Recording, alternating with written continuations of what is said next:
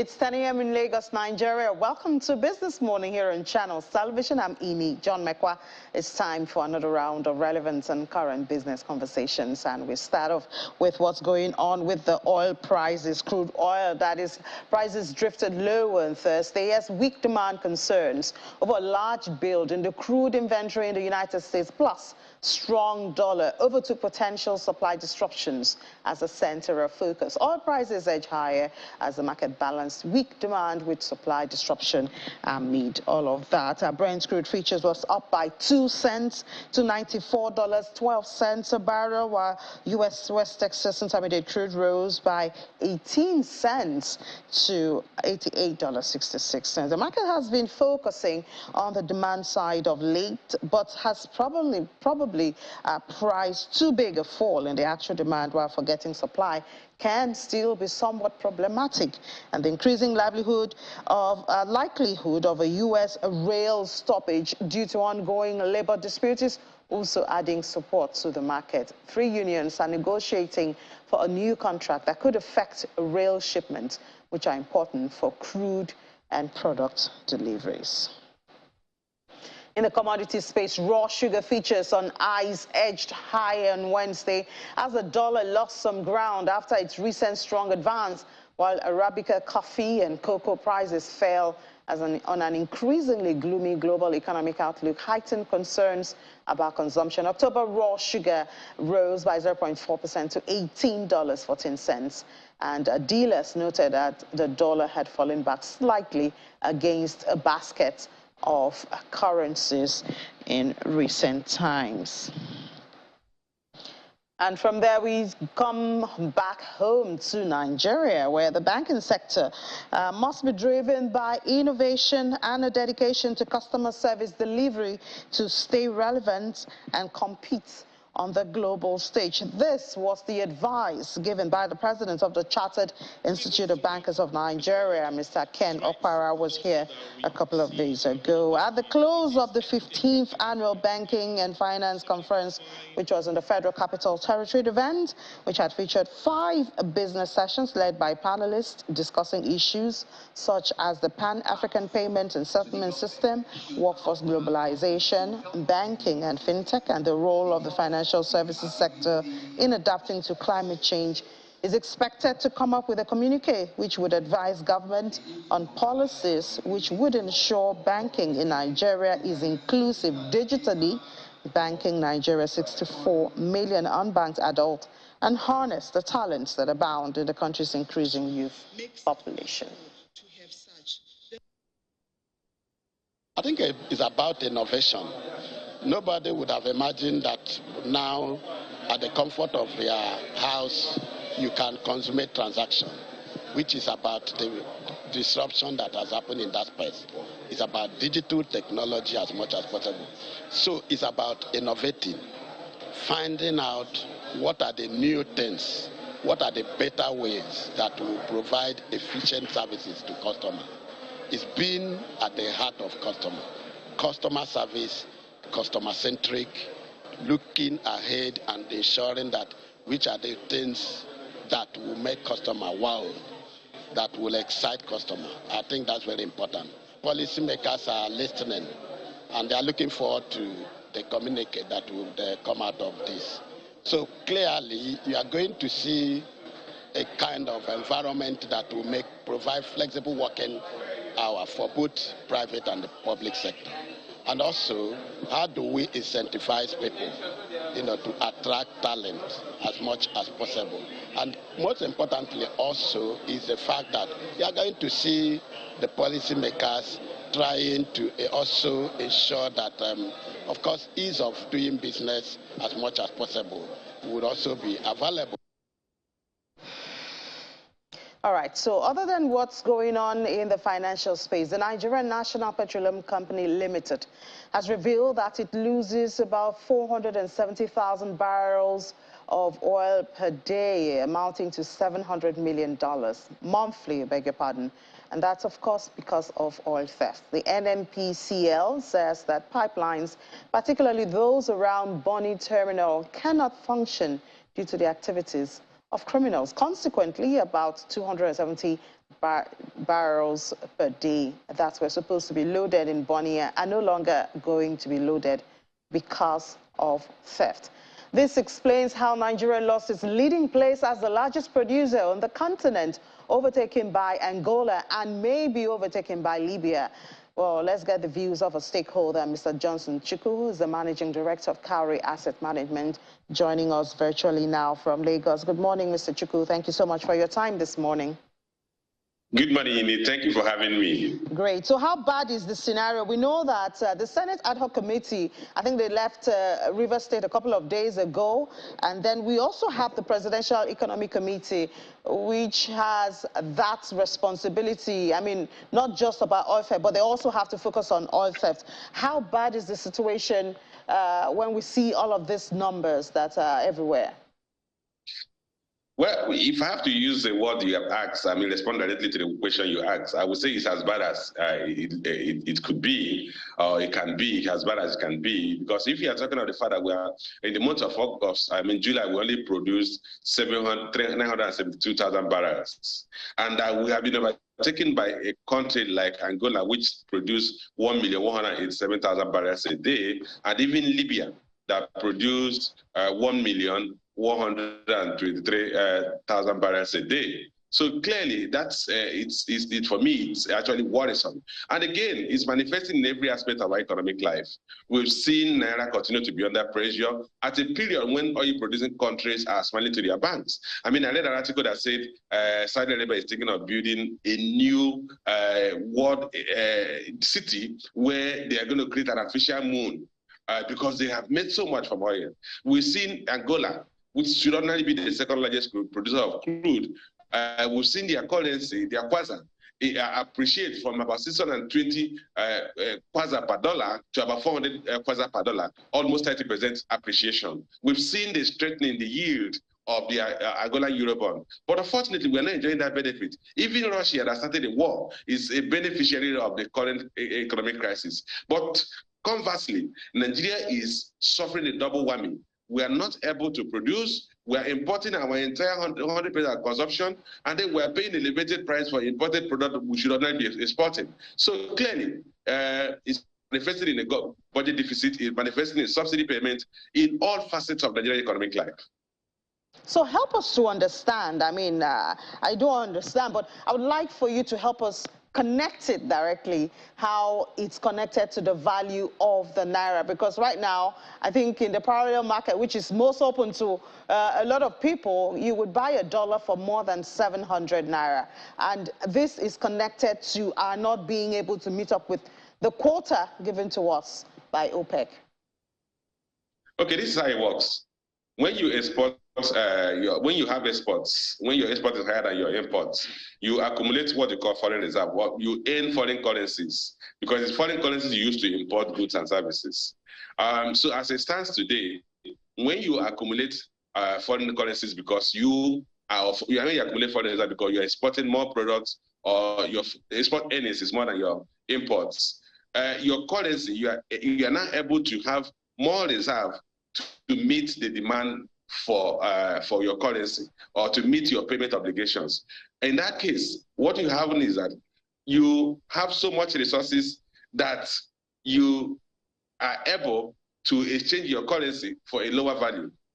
And what has happened in the past is that, for instance, a country like ours, our export has declined, and therefore our reserve has declined, and then we need to pay more for imports, and we don't have the money to pay for that import. So when people are demanding for $1, you don't have the dollar to give them. And because you don't have the dollar to give them, they are ready to buy the dollar at any price they can get it. It's simple, what they call simple logic of demand and supply. Because you have fewer reserve, more contrary to the demand for those reserve. Because you have fewer dollars, using dollar particularly, less than what people need, the dollar they need from you. So you are rationing. And when you ration, you are able to give a fraction of what somebody needs. And the person is now going elsewhere to look for that additional demand. If you have school fees to pay, let me use a classical example. If your children are schooling overseas and you have to pay, for instance, $20,000, and you go to central bank and you can only get $5,000, but you have a time limit to pay your $20,000. So you have to go to the parallel market to look for $15,000. If you go to the parallel market and you don't have supply of that dollar in that market, you are ready to buy at any price you can get it. So instead of buying a 430 naira that the central bank is selling, you are ready to buy at 700 naira. So the fact is that, but if we have more foreign currency reserves because we are exporting more, if our export increases, if crude oil theft reduces and we begin to export like 2 million barrels a day, 3 million barrels a day, we're going to earn so much of foreign currencies that our reserve will build up. When our reserve builds up, we will have so much money to give those who want foreign currency. We will even have more than they need. If we have more than they need, then the price of naira will increase contrary compared to the price of dollar.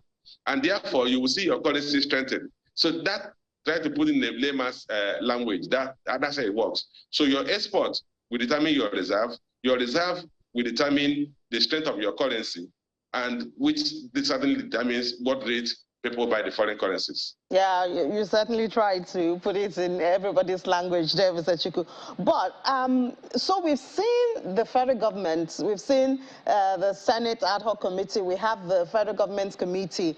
But conversations going on around this is that oil theft is too sophisticated to be carried out by just anybody. And so it may be that the people who are in authority actually know what's going on. So what remains to curb this problem is the willpower of those in authority. What do you say to this? I think it's beyond that. That's a little bit simplistic. I'm going to take you through some of the things that we have to address if we have to address the oil theft. One, the level of poverty in the Niger Delta regions is really very high. So you find, I would like to use an example. You have a pipeline behind your house, and you wake up in the morning, you don't have anything to eat. You wake up in the evening, you have nothing to eat. But somebody tells you see that pipeline is carrying crude. If you can break that pipeline, and you are going to get a barrel of crude, and the barrel of crude goes for $100. So your life is miserable. You're not looking forward to anything tomorrow to live on. So the likelihood that you will withstand that pressure to go and break that pipe is high. But let's assume you withstand the pressure. Are you likely going to take your machete to start pursuing a stranger who is breaking that pipeline? Because you have no benefit from that pipeline. So if the government cannot align the interests of the citizens who live in the oil-bearing regions and where the oil pipelines pass with the national interest, then they have no compelling need to protect the national assets. We must align that, and which is what countries do, by aligning the interests of citizens with the interests of the nation. So that's one factor. While we need to address the issue of poverty, we need to make sure that those who live in the oil-bearing localities have some benefit from the oil that is produced in their location. If you go to those places, you're going to touch poverty. So that's one factor. The second factor is that we have, over time, allowed criminality to get to the point where they begin to influence the societies. And this is basically what has happened, which is the issue of enforcement.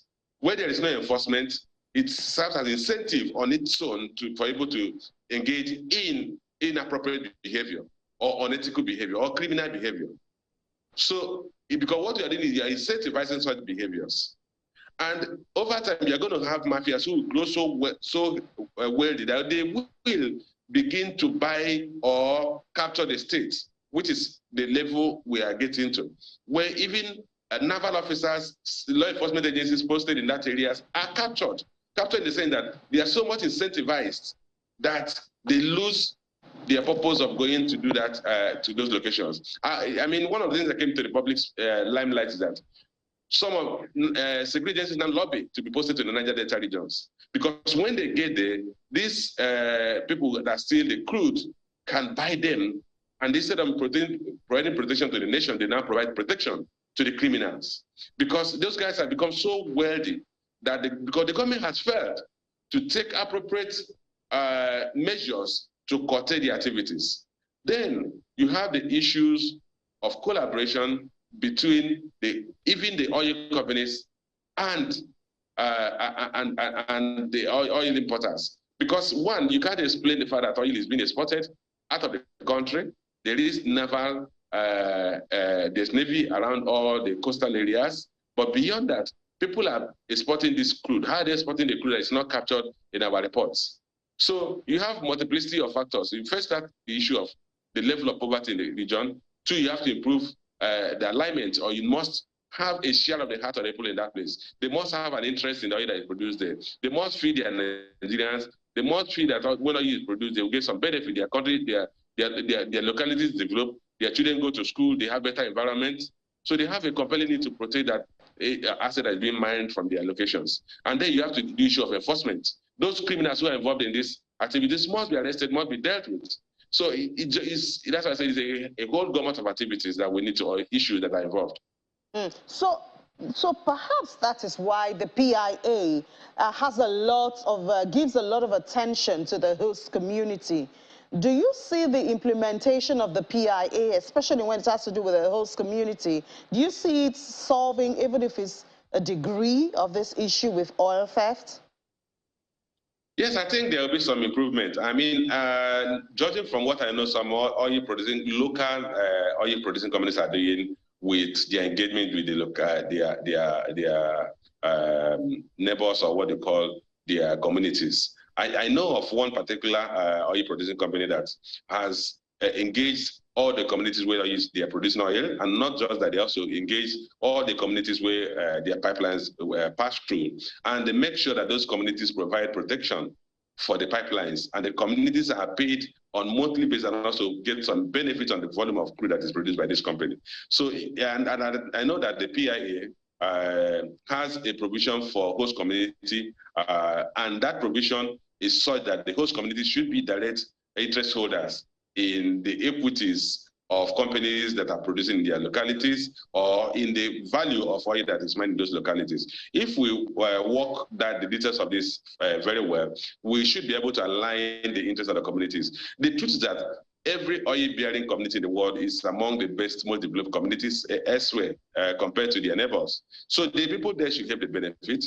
The community should look very environmentally clean. They should have modern infrastructure facility. The children there, the people from that place should have some level of free medical services, free education, so that they will have a compelling need to protect and encourage mining activities from their localities. I think the PIA, with some extent, address that, but it depends on, the devil is in the details. It depends on how effectively we implement that provision. Yeah, so looking at this perspective you've given as the proposed solution, to this issue of oil theft, how much faith do you have in this Senate ad hoc committee and the economic committee that the president or the presidency has set up to handle this issue?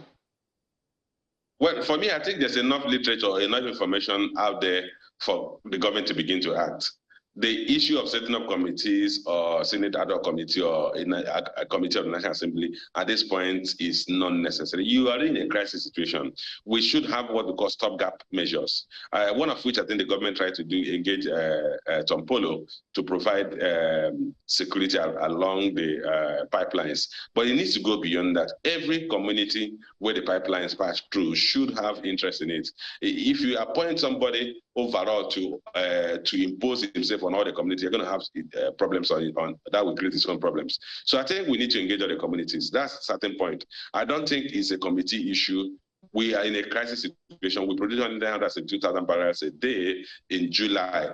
That is material. That's less than half of our production capacity, and that is going to flush into our international trade report for the third quarter of this year. Is going to flush into our foreign reserve. It's going to flush into our exchange rates, and it will overall have multiplicity of impacts across the economy. So we need to take drastic measures. We've gone beyond the time when when your house is on fire. It's not the time when you have to go and think of what kind of, how do you manage fire when it comes. It's time to start fighting with every tool you have. And I think the government should engage the communities immediately, beyond engaging just one personality or one individual to supervise the entire pipelines. What should corporates, what should they be doing at this time? I do know that, some IOCs are actually looking for how to get off the platform, unfortunately. But what should corporates be doing in the midst of this? Well, I think I pointed to us here what one of the corporate, local corporates has done, and they are getting the benefit of that. When I spoke with their management, they told me their pipelines are highly breached. And when the pipeline is breached, the community is the one the first to report it, and the community will forfeit the benefit they should get for that period when the pipeline is down.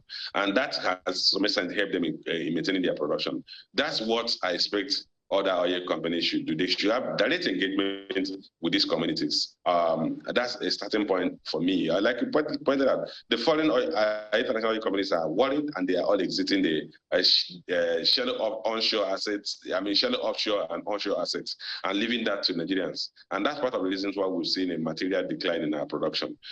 They seem not to be able to manage the local relationships. But I think Nigerians should be in a better way to manage the local relationships. And that's why I think I expect Nigerian entities to step into those assets that are being sold by foreign IOCs. And then engage, since we speak the same language, we know these are our people, we can get to communicate with them, get their concerns, and agree on how to address them. All right, thank you so much, Mr. Johnson Chukwu, Managing Director of Cowrie Asset Limited. We do hope that those corporates are listening, and at least they can engage the community more before we see the implementation of the PIA in that area. Thank you so much, and enjoy the rest of your day. My pleasure. All right, so still talking about commodity, but after the break, we'll elaborate on another aspect of it. And that's here on Business Morning on Channels Television. To stay with us.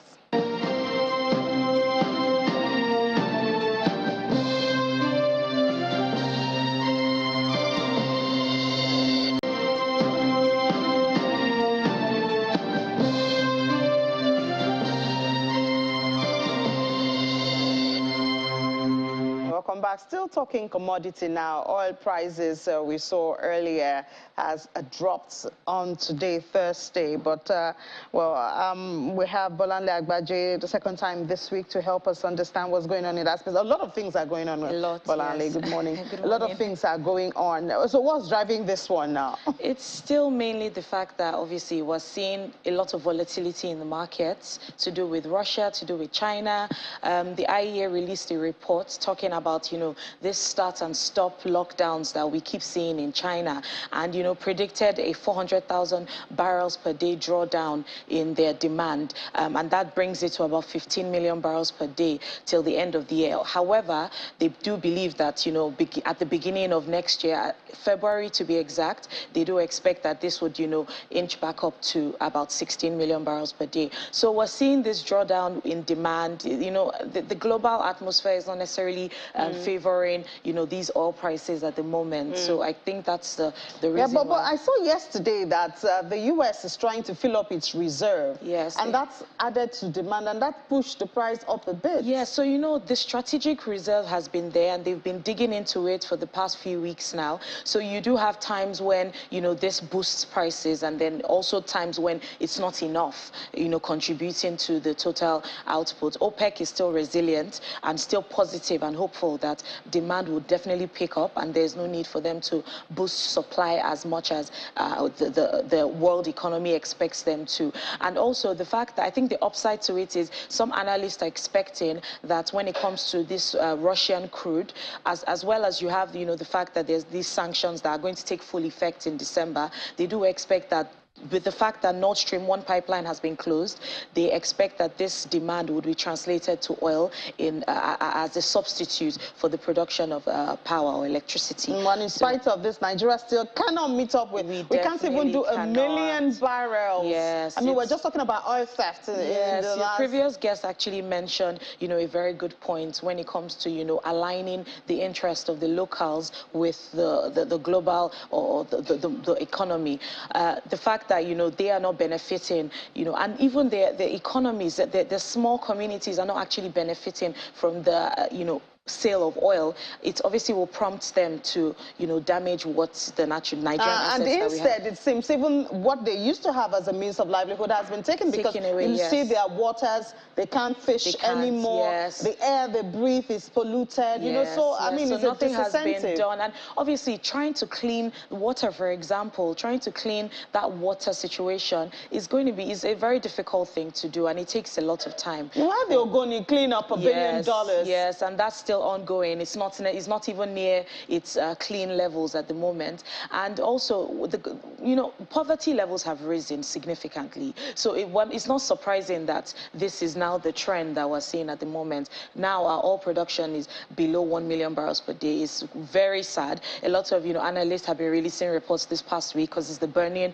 issue this week, and all they just keep mentioning is the fact that Nigeria is not benefiting from the increase in oil prices, or hasn't even benefited for the past few months from the increase in or sharply increasing oil prices. But hopefully the government is working tirelessly to make sure that this situation is overturned as soon as possible. Well, we do hope so, because I remember some time ago I went to River State, one of the riverine areas, yes. and especially the young men there, they've gotten so desperate that if once you appear there, you have to give them money, whether you want to record or get their views for their own good. They just don't care. What they care is you give us money. But I think it has also gotten to an extent where they have this this mentality of everybody owes me. Yes. So some of them had said the government should be building houses for them, should marry wives for them because they have the oil in their community. Well, you can imagine. So finding a balance, I think, is also necessary. Yes, but imagine these young men. A few years ago, they were actually little boys, and this is all they've known. Is the mentality has been there ever since Ken Saro-Wiwa, made this a public issue, and the trend hasn't necessarily changed. Before that, we had seen that the major livelihoods that they had was obviously the other agricultural, fishing, especially farming, fishing, yes, and that has obviously been taken away from them for the past how many years now, and nothing has been done in terms of them benefiting from this new found oil at the time, and that's still the same trend. So it's a mentality that has been passed on from generation to generation. So I'm sure it's going to take a lot for the government to kind of change and shift their mentality, and also put foods on their table in terms of trying to look for how they can continuously benefit from this increase in oil price. And that's important. Because sometimes even if the corporates, the oil companies operating there want to employ them, how educated are they? Yes. What skills do they have? Yes. Because a company would not just employ you because you are from the area. You must have something the to skills, offer. yeah, you definitely need to have the necessary skills, because obviously it's a cost to them if they do employ people like that and they're not benefiting from it. So most of these companies, obviously, the government doesn't owe them anything in terms of trying to make sure that the profits are increased, because they obviously have investments that they need to pay back. And as long as we keep having these issues, our naira will keep getting battered, as Mr. Chukwu did say there. The pressure on the naira, and it goes this way, not positive at any point. It's not positive. I think moving away from oil a bit, I think the only positive news that actually contributes to our naira is the fact that palm oil is one of our major imports, although we do produce, but we're not near one of the top producers. But Malaysia, they took the fruit from here. I'm the one who came to take the fruit from I'm sure that's probably what happened. But Malaysia and Indonesia are are the two top producers of palm oil. But what we had seen is that there's a boost in the output from Malaysia by about 9.7%, which has obviously translated into a 1% decline in the price of palm oil, which is great for us, because when you're looking at Q4 2021, we had seen our palm oil import bill rise to about $40 million, and that's huge. So imagine a case where the palm oil price has actually declined, and we do expect that this declining trend continues well into Q4. So it's obviously will support the naira in any sense, but But I'm laughing because it's just sad, because we do have this palm oil here, if you travel down, especially the south yes. part of the country, yes. we do have it. It's just there. It's just the attention. The funding, you know, we have everything, it requires and we're importing this much. It requires significant amount of investment. I watched a documentary of, you know, palm oil produce in those areas, and, you know, some of these farmers keep complaining about the fact that, you know, they don't have significant investment to actually buy the required technology that they need to boost supply. And also the fact that there's a particular association that actually gives some of these farmers, you know, seedlings to grow these palm kernels, but at the same time, that's all that they do. They don't actually follow through, you know, to the end of the production line. But it's just what we're seeing at the moment. Yeah.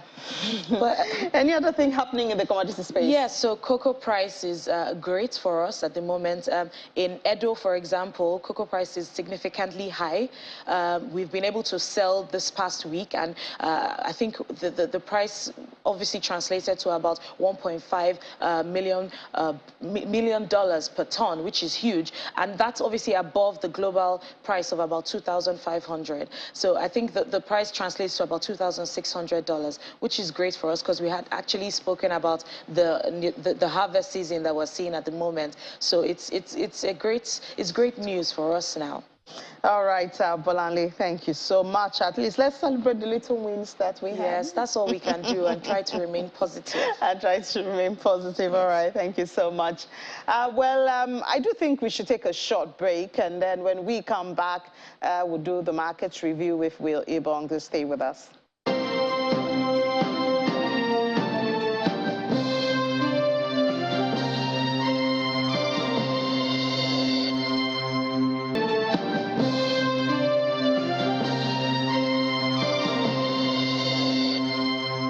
The markets with Will Ibong. Will shouldn't be smiling today because the market did not smile yesterday. I have to smile because it's being positive, staying optimistic is the key to this market. Let's face our it could flip any moment. Any moment. That's your reality. Yes, that's it. It was my reality last night. It's your reality this morning. That's it. So 0.1% down. That's just, you know, it's nothing big for the market. Okay. The market is definitely rebound. Activities in the domestic equities market remains weak. At the NGX, we saw the all-share index settle low at 0.1% at 49,575.93 points. Market cap is at 26.74 trillion naira, and this was driven by losses in banking stocks. Zenith Bank, biggest corporate, 2.5%.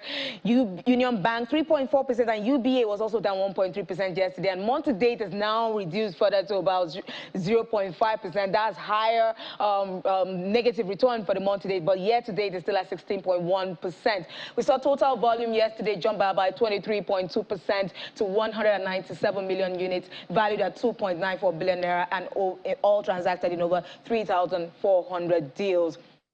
Cotville Solutions was the most traded stock by volume yesterday. It saw a total transaction of 87.14 million units of its shares traded, while Nestle was the most traded stock by value at 1.63 billion naira of its shares, was, bought in yesterday's trading session. Now, analyzing by sectors, we saw all key indexes were in the red. Major indexes were in the red. Oil and gas still remain unchanged from its opening figures on Monday. The banking index, we know that Zenith Bank, UBA, they did that magic. They pulled out that counter 1.32%. Consumer goods was down 0.02%, despite the uptick in Honeywell. And industrial goods was down, insurance was down. WAPIC was, a big culprit there. Now we have Phil Anigbe, he's the head of research at Cardinal Stones Securities, to give us an update, a further insight into what's going on in the market. Good morning, Phil. How are you doing today? Yeah, thank you very much, Will. Thank you for having me in the program. We think that Phil, I just want to have been broken. Yeah, well, sensitive. Before you go there, I want to just say that the banking stocks, I know you've been following the program, and you said that the banking stocks were largely responsible for the pullback we saw yesterday. Zenith Bank, if I just want to mention, they just paid their dividend to investors, but investors seems to be jumping ship right now because yesterday they had zero interest in that stock. What's going on? Well, we think that it's been a generally bearish sentiment across the market, and it's rubbing off on the most liquid securities. You know, banks are most liquid in the space, so you expect that when there's a broad sell-off like that, it's likely to take a beating.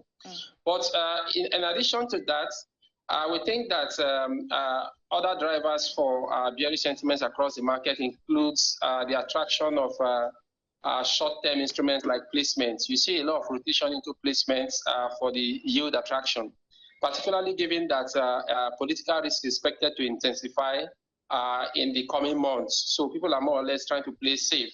And then we've had relatively uninspiring corporate disclosures. I think yesterday, Access announced an interim dividend that was lower than what it did in the prior year. So you're likely to see this kind of bearish sentiments continue on the back of that. And of course, the commodity plays for the likes of Presco, Okomo, and Seplat, the commodity excitement appears to have also tapered. So those factors have combined to drive near-term weaknesses in the market. However, they also combine to create long-term opportunities for more strategic investors looking to take advantage of fundamentally sound stock at cheap valuations. So, Phil, you mentioned the Seplat there, and I was going to ask a question about the oil and gas index, which has remained unchanged for 3 consecutive trading days now. What's going on there? Or should I ask, what's not going on there? Well, we think that on Seplat, the oil story still looks positive relative to what management expects for realizable oil prices for this year. And the risk to impairment is still low. But I think the key thing is that most of the upside have been priced in, right? I think Seplat, at the start of the year and towards middle, we saw very strong rallies in Seplat. So once most of the rallies have been priced in, you find that maybe the commodity excitement and story that we started with this year has more or less tapered off. Because whether I like it or not, there's a price to everything, right? So the oil story is still positive. Impairment outlook looks better than before. But then we think that most of the excitement have been priced in. So that's what we're just seeing across the space. So what is the outlook? What stocks should investors, probably now they're thinking, what stocks should I jump into? Do you have, can you give more insights or perspective? Like, okay, investors should go here or they shouldn't go here. What would you say the outlook would be for next week and possible for investors who are looking to put their money strategically, as you mentioned earlier? Yeah, for strategic investors, we think that there are some select stocks that are likely to do well for the second half of the year and declare strong dividends next year. So they could take advantage of those stocks. Stocks like Zenith Bank, GTCO, stocks like UBA, they are natural dividend plays. We think that those stocks are likely to do well. We think MTN will still be there with strong performances. We also like Transcorp, their increased ability to generate cash from sales, right? It's a positive that is seeing receivables contract. So we like those sort of stocks across those spaces. We think they could open up value for investors over the next, say, 9 months to 1 year. So not a short-term play. So before I let you go, Phil, just where you touched on GTCO, and I just want to ask, GTCO was one of the corporators, was down 0.25% yesterday, but we also saw their Q2 result, which was not as, you know, what investors were expecting. Do you think GTCO is on a path to recovery for investors, or what are we to expect from GTCO? Well, we think that the impact of higher yields will become more apparent in the second half of the year. All right, that has always been our view. So Q2 was still is still a reflection more. There's still a bit of carry from the impact of lower yields that we started the year with. But we're thinking that with the yield upside or increases we've seen in Q3 and the further upward trend in yields we expect for Q4, we think that interest income will be good for the bank. And the bank still has very robust capital adequacy position that could see it maintain decent dividends, right? So closer to when dividends will be declared for the bank, you may see a bit of excitement. And there's also usually what we term post-election excitement that could also be more evident in stocks that are very liquid, stocks like GTB and Zenith. So post-election excitement, because we are thinking that the major candidates for the coming election, they are all essentially pro-market.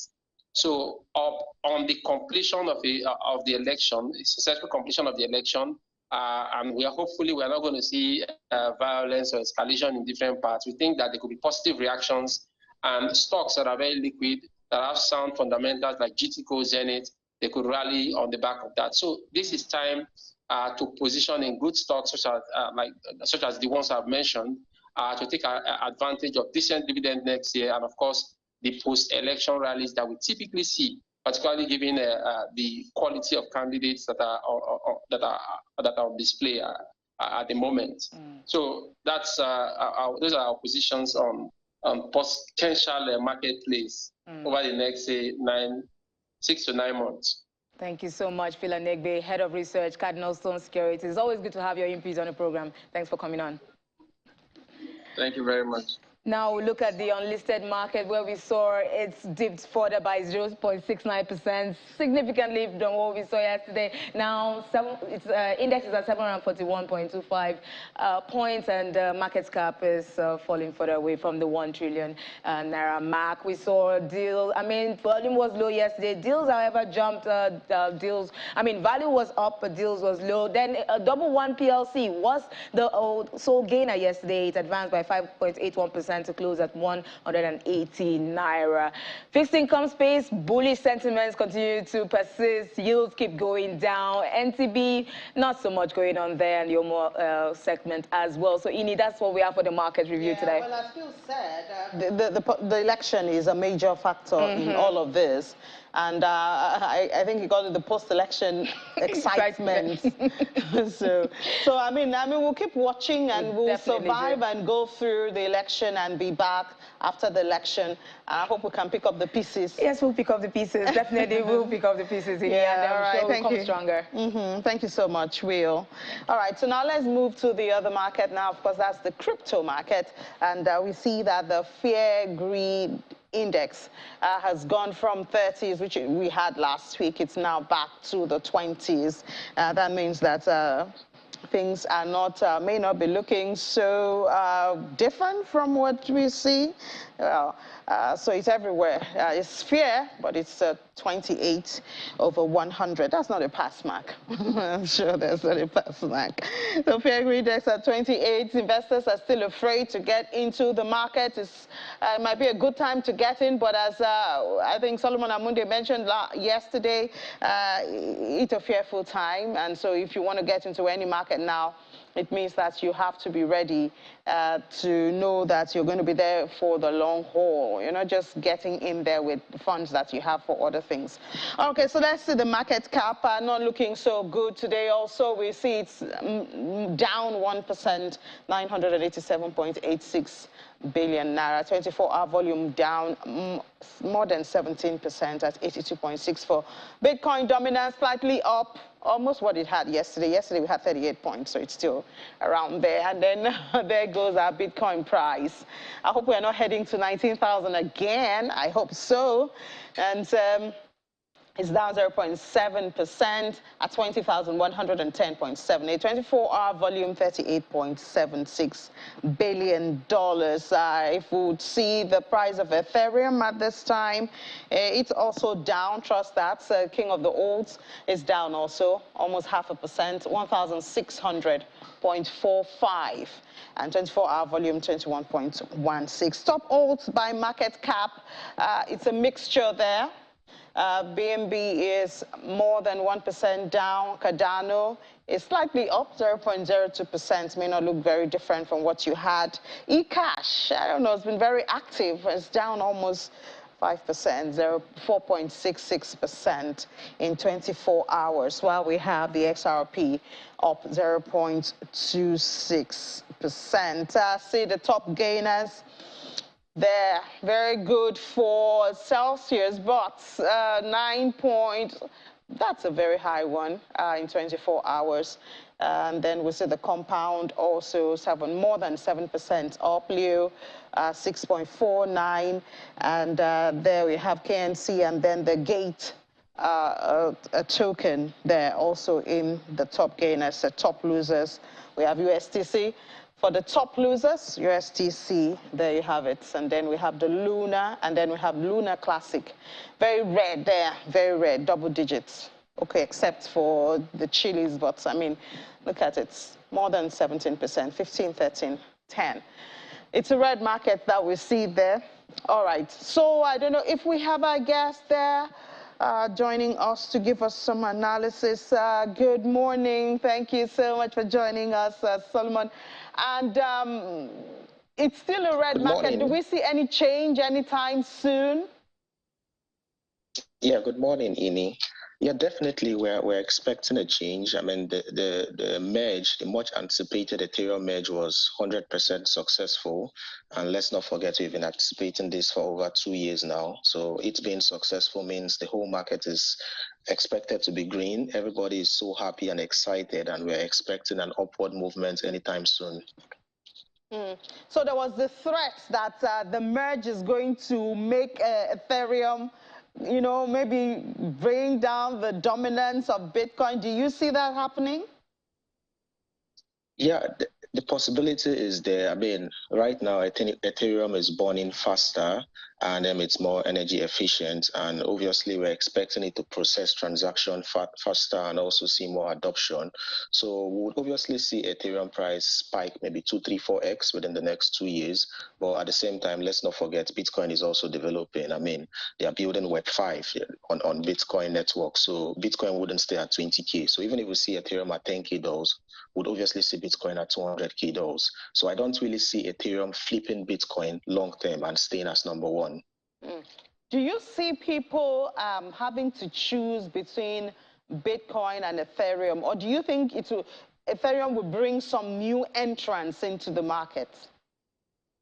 Okay, so basically the merge that just happened, the only significance for this current merge is the fact that it was able to cut down energy consumption for Ethereum by 99%.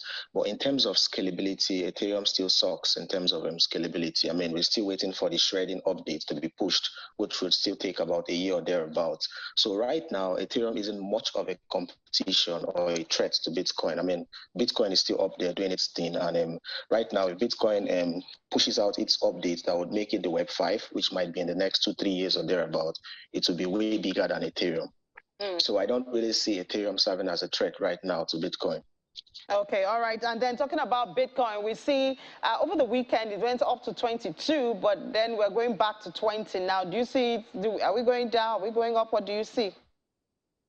Yeah, currently on the chart, $18,400 remains a very, very strong support.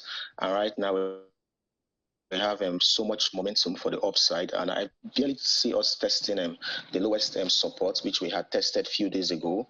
Afterwards, I still expect Bitcoin to make a run for about $22,000 to $23,000. But basically, I don't really see us going below 17K anytime soon.